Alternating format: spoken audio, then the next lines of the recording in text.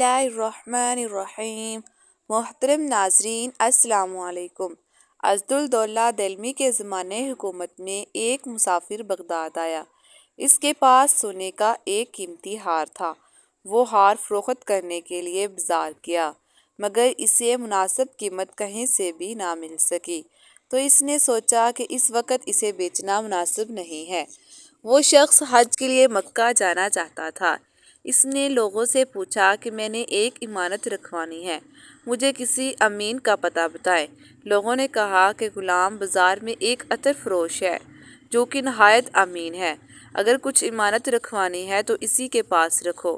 لوگوں کی باتیں سن کر مسافر اس عطر فروش کے پاس گیا اور اس سے کہا کہ میں سونے کا یہ ہار آپ کے پاس بطور امانت رکھنا چاہتا ہوں اور حج بیت اللہ سے فارغ ہونے کے بعد اپنی امانت واپس لے لوں گا۔ عطر فروش نے وہ ہار اپنے پاس رکھ لیا۔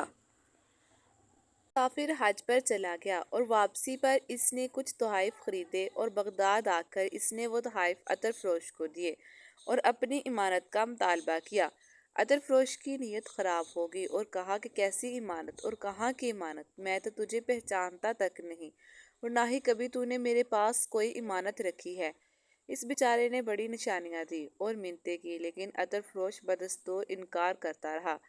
وہ شہر کے چند معززین سے ملا اور عطر فروش کی خیانت کی شکایت کی تو سب لوگوں نے اسے جھوٹا قرار دیا اور عطر فروش کو سچا کہا۔ غرض یہ کہ پورے بغداد میں کسی نے بھی اس کی حمایت نہ کی۔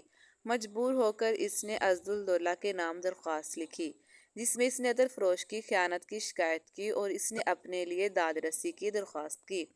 عزدالدولہ دہلمی نے اسے لکھا کہ تم 3 دن تک روزانہ اس کی دکان پر جاؤ اور چوتھے روز میں وہاں سے لشکر لے کر گزروں گا اور تم سے اس دکان پر ملاقات کروں گا۔ لوٹا ہوا مسافر 3 دن تک عطر فروش کی دکان پر جاتا رہا، لیکن ہر دفعہ عطر فروش اسے پہچاننے سے انکار کر دیتا تھا۔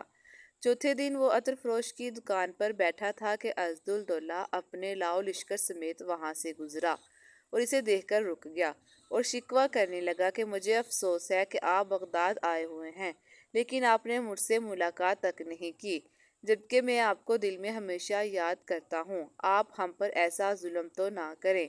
اس نے کہا کہ میں ذرا مصروف تھا، لہٰذا ملاقات نہ کر سکا۔ چند دنوں کے اندر فارغ ہو کر آپ سے ملنے آؤں گا اور آپ کے تمام گلے شکوے دور کر دوں گا۔ عطر فروش یہ سب کچھ سنتا رہا اور حیران ہوا کہ یہ شخص عزدالدولہ کا قریبی دوست ہے، جبکہ میں اسے کئی مرتبہ اپنی دکان سے دتکار چکا ہوں۔ عزدالدولہ جیسے ہی وہاں سے روانہ ہوا تو عطر فروش نے کہا کہ بھائی آپ اپنی امانت کی کوئی نشانی بتائیں تاکہ میں دوبارہ ڈھونڈ سکوں۔ مسافر نے ہار کی نشانی بتائی تو تھوڑی دیر کے بعد وہ ہار لے کر آیا اور کہا کہ آپ یقین کریں میں بددیانت نہیں ہوں، مگر آپ کی امانت میرے ذہن سے اتر چکی تھی۔ مسافر نے ہار لیا اور سیدھا عزدالدولہ کے پاس چلا گیا، اسے تمام ماجرا سنایا۔ عزدالدولہ نے بددیانت عطر فروش کے گرفتاری کا حکم دیا اور جب وہ گرفتار ہو کر آیا تو عزدالدولہ نے وہ ہار اس کی گردن میں ڈال دیا اور حکم دیا کہ اسے سرعام پھانسی دی جائے، تو اس بددیانت عطر فروش کو بغداد کے مرکزی چوراہے پر پھانسی دی گئی اور 3 دن تک وہ سونے کا ہار بھی اس کے گلے میں آویزاں رہا۔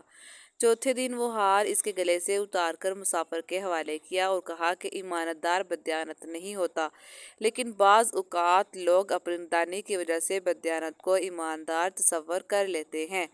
امید کرتی ہوں کہ آپ کو یہ ویڈیو اچھی لگی ہوگی، اور اگر ویڈیو اچھی لگی ہے تو ویڈیو کو لائک کریں اور دوسروں کے ساتھ شیئر کریں۔